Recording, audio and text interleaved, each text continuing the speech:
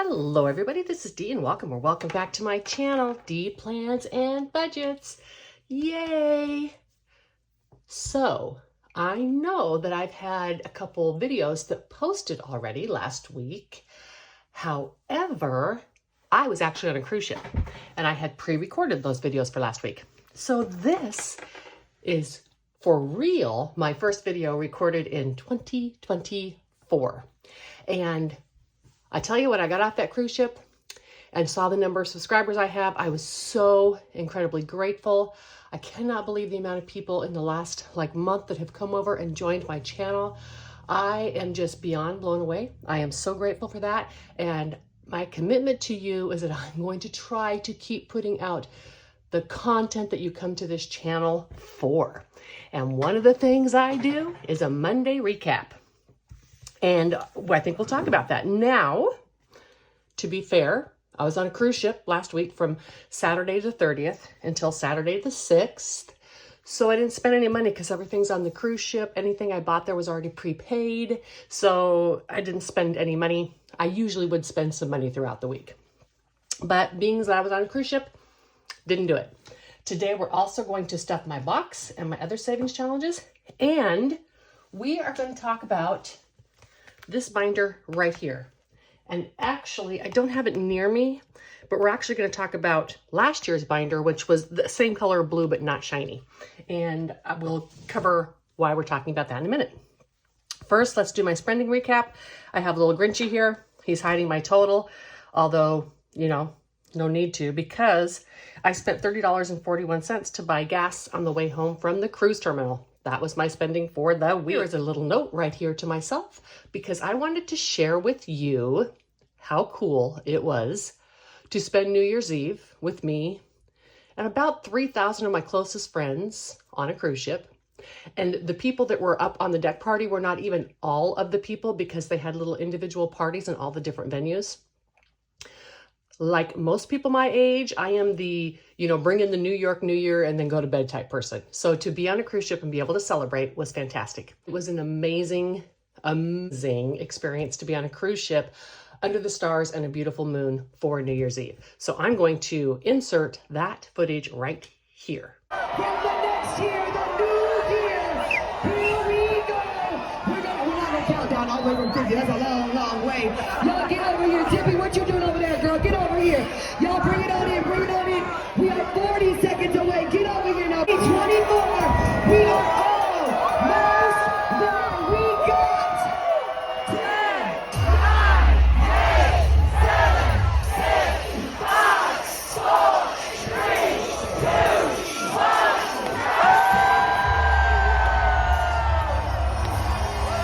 And right here, music started, so I have to edit that out. But as you can see, it was just a very fun, unique way to spend New Year's Eve and something I plan on doing again. Alrighty, we're back. Let's talk about this binder here. And like I said, this is this year's binder, nice and pretty and shiny. Last year's binder was the other blue one. That's okay. We're not really talking about the binder itself. We're talking about what is in it. This is the money I save every year. I disperse it from my retirement, get the taxes paid on it, in case I reach the maximum out of pocket in my medical expenses. And I talked a little bit about why I do this for many reasons. It's mostly about getting that money out, converted to cash, taxes paid, etc. Now, I want to talk about what I do with it when I don't have a major medical expense. And there was no way I was taping this video early, right? Because I am not going to assume that I'm not using this money until 12:01 on January 1st, because until that time, if anything happened, I could have reached my maximum out of pocket. But I didn't. Yay! Thank you, universe. I so appreciate it. I didn't have to spend this maximum out of my pocket. So now we're going to talk about what I do with it. I have tried on many occasions to record a video about how I have front-loaded my retirement. And I've talked about front-loading and what it is. It's simply just giving yourself more money at the beginning of retirement and taking advantage of your active years. There's a great YouTuber named Azul, and he talks about this a lot because we need to plan not only for our longevity, but our active years. I do not have the luxury of being able to leave a legacy. I am going to need pretty much every cent that's in my retirement to make it until the end of my life. You know, if the market goes crazy, that kind of thing, I'm going to have a little bit extra and I'll be more than happy about that. But my basic planning, I plan for the worst case scenario in earnings and try to make sure that I have enough for the rest of my life. I do not want to die and leave anything on the table. I would love to die with zero. This is not because I don't want my children to have a legacy. If I die within the next 5 years, they'll get a nice tidy sum and I'll be so happy that they get that. But I want to use it. I want to live my life. And this is why I budgeted that way. Some people feel it is important to leave a legacy and they've saved for that. I simply don't want to be a burden on my children. That's going to be the legacy that I leave. So these are not my numbers, please. I'm going to zoom in just a little bit. I am not trying to live on $25,000 a year right now. I'm just using this for an example. I tried to make a video explaining my entire spreadsheet where I take my accounts and I multiply those each year by the projected earnings, blah, blah, blah, blah, blah. However, every time I tried to do that video, it came off as financial advice. I am not a financial advisor. As a matter of fact, the way I budget with front loading without leaving a legacy is against probably the financial advice of every financial advisor. And the only reason I do it is because my life experience, what I think my life expectancy is going to be, and the experiences that I've had with people dying far too young before they've lived their life. That is why I have decided to do my budget this way. It may not be for you. Secondly, when I have front-loaded my budget to give myself more now, I have left enough to at least keep me fed and housed in my later years. There may not be anything else, but I've left enough to keep me fed and housed, so I will not be on the street. So let's say, for example, this was my budget, right? And as I said, this is not my budget. From 60 to 65, I gave myself $25,000, let's say. Then from 66 to 69, I gave myself a little raise for inflation, right? $27,000. Then at the age of 70, I take some money back. And then at the age of 75, you would notice on this 20, 19, 18, 17, 16, 15, I'm giving myself less money each year. That's basically what a front-loaded budget is. Again, these are not my numbers. I have more money than this. Now, the reason that I've done it this way is because I figure these from 60 to 70 are going to be my most active years. They may not be. Something may happen and I may not be active, but I figure these are the best chance. From 70 to 75, I figure I'll be slowing down a bit. I can't imagine myself at 75 out setting up and camping in my minivan. I may be fortunate enough to be able to do that, but I can't imagine myself being able to do that. So basically the money that I'm taking off of my budget is pretty much all of the money that I'm spending for the travel and adventure and doing things that I don't think I'll be able to do any longer when I get into these older years. I also know many, many people who once they reach a certain age, they no longer care to do a bunch of the things that I'm doing now. And so therefore I will need less money. That is why I have done my budget this way. Now, what I do, and again, these are not my real numbers, is let's say in this 25,000 that I'm going to live on 15 and I'm pulling out the extra 10,000 for my maximum out-of-pocket expenses, right? So what I'm actually doing is living on just 15,000. And again, not my real numbers. You all know last year I lived on 40,000, so you know I have more than this. But then I have $10,000 over here. I am dispersing, getting the taxes paid on, and it goes to my maximum out-of-pocket. Here's the kicker. If I am fortunate enough to not reach this maximum out-of-pocket, I can't spend this money because this money, as you can see from these low numbers down here, this money is at future D's expense. So if I make it through the year and I don't spend my maximum out-of-pocket, I take this money here, and this is just going to be an example. Let me zoom in so you could see. And I would start, let's say right here with 76-year-old D. I would give her $2,000 more dollars. And 77-year-old D would get $2,000 more dollars. You see the process?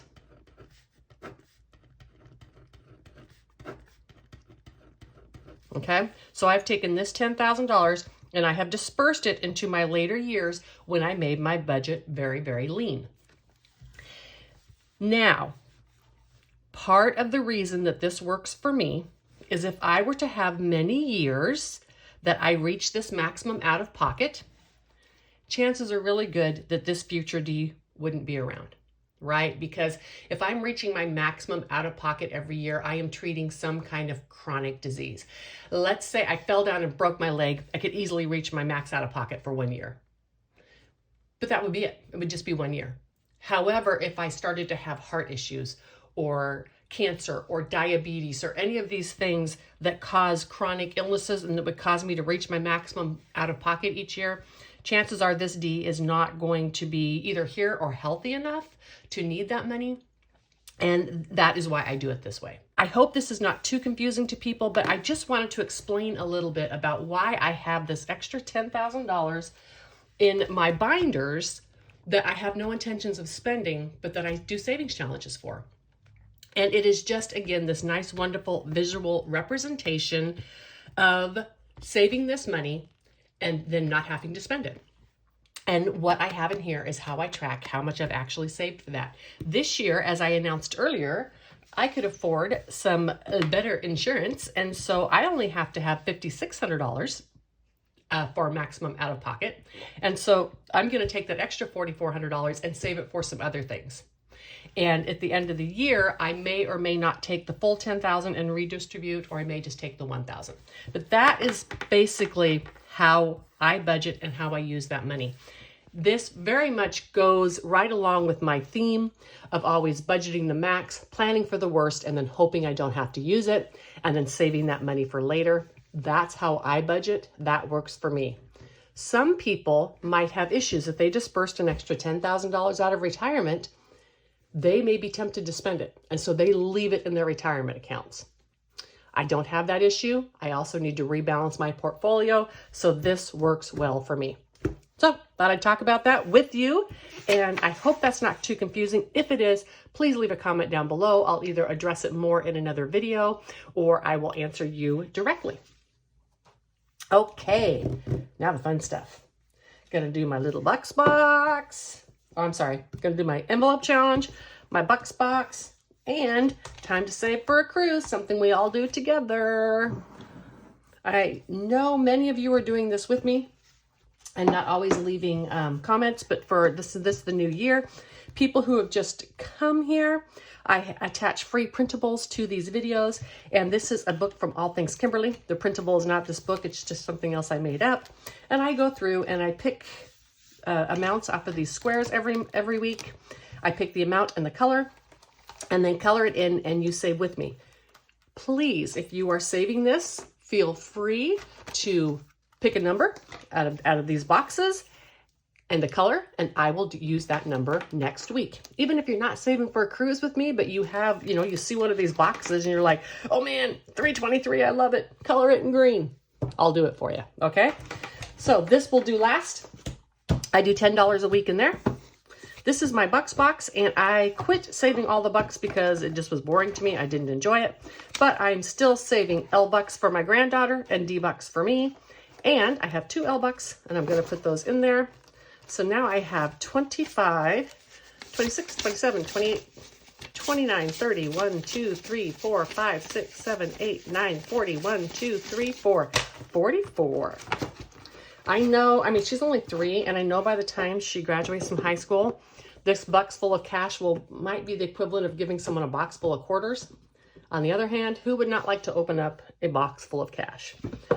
This particular box may not make it that long, but that's my plan for her.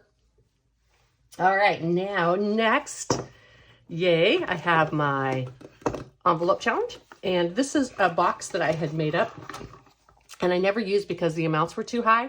And so I decided I'm going to lower the amounts because I so wanted to put cash in envelopes like this, but there was no way I was going to let $3,000-$4,000 sit around my house not making interest. So I decided I was just going to add up the numbers for the higher numbers and do a challenge, and it's going to equal $250. I take these Monday challenges out of what I call my walking around money, which is the only money within my budget that I do not track. I give myself $200 a month and I can spend it on whatever I want and I don't have to write anything down. So let's just grab some envelopes here. So this is $6. I don't want to do too much. And this is 10. So this is $16. We're going to stop there. That's all I have for this week. We're going to get a 10, a 5, and a 1. And this is just my cash stuffing binder for those newer ones. It's where I keep my walking around money. You'll see that when I do my stuffings. And now I'm going to put this in here. This has been so fun to do because I've never done one of these because I use prop money for most of my savings and I just couldn't bring myself to bend all my prop money. So this is super exciting. It's not going to be a surprise when it's done. It's going to be $250. That's fine. It doesn't need to be a surprise.